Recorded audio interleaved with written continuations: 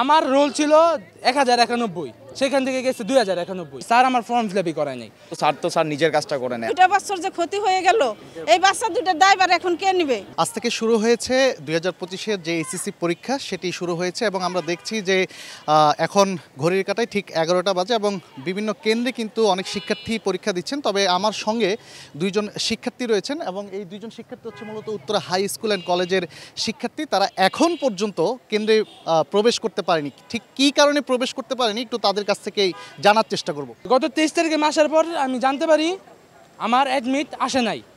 তা ওনারা বলে নাই, ওনারা আমার ফ্যামিলিকেও জানে নাই। ওনারা বলে নাই, স্যারদের দায়িত্ব ছিল, যে স্কুল কর্তৃপক্ষের দায়িত্ব ছিল যে ওনারা একবার হলো দেখার যে আমার অ্যাডমিটটা ফর্ম ফিল আপ হয়েছে কিনা। আমি জানানো সত্ত্বেও ওনারা কিছু করেন। অফিসে এসে দেখে আমার ফর্ম ফিল আপই হয় না। আমার স্যার আমার ফর্ম ফিল আপই করায় নাই, যে কারণে আমার অ্যাডমিট আসে নাই।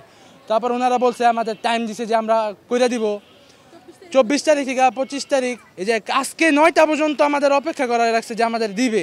এখনও বলতেছে দিবে, বোর্ডে লোক যাবে, ওনারা পাঠায় রাখছে আমাদের অ্যাডমিট পাবো, কিন্তু পাইতেছি না এখনও। আমরা এখানে বসে রয়েছি আমাদের পরীক্ষার দেওয়ার আশায়।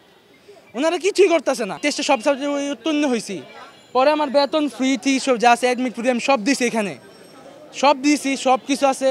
12টা পর্যন্ত এখানে আমার গার্জিয়ান সহ পরিবার সহ সবাই মিলে মিটিং করা হয়েছে যে আমাদের কোনো একটা ব্যবস্থা করে দেবে। রাত্রে বলছে, অনেক কথাবার্তা হওয়ার পর ওনারা রিকোয়েস্ট করছে, না তোমরা কিছু কইরো না, আমরা সব দেখবো। স্যার শুধু আমাকে একটাই দোষ দিতেছে, মানে কিছু না পারলে শুধু আমার নাম দেখে, আমি কিছু ঠিক মতো করি নাই, সব দোষ আমার। কিন্তু স্যার নিজের কাজটা করে নেয়। আমি নাকি 24 মাসের বেতন দিই নাই।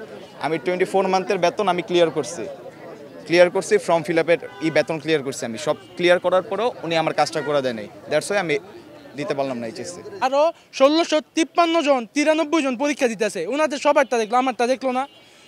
আমি রেগুলার শিক্ষার্থী, আমি রেগুলার ক্লাস করি, ক্লাস ক্যাপ্টেন আমি, তাও আমার একবার একটা চান্স ওনার দেখে নাই। আমার রোল ছিল 1091, সেখান থেকে গেছে 2091। আর আমার এখনো 1091 আরেক ছেলে এসে বসে রয়েছে।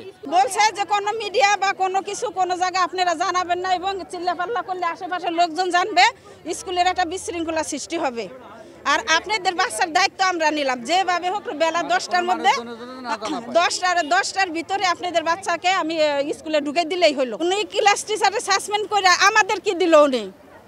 আমাদের যে বাচ্চা দুইটা বছর যে ক্ষতি হয়ে গেল, এই বাচ্চা দুটোর দায়ভার এখন কে নেবে? আমি যেটা জানতে পেরেছি যে উনি যে শ্রেণী শিক্ষক যে ডক্টর আমিনুর রহমান, তার মানে অবহেলা বা নেগলিজেন্সের জন্য এই ঘটনাটা ঘটেছে।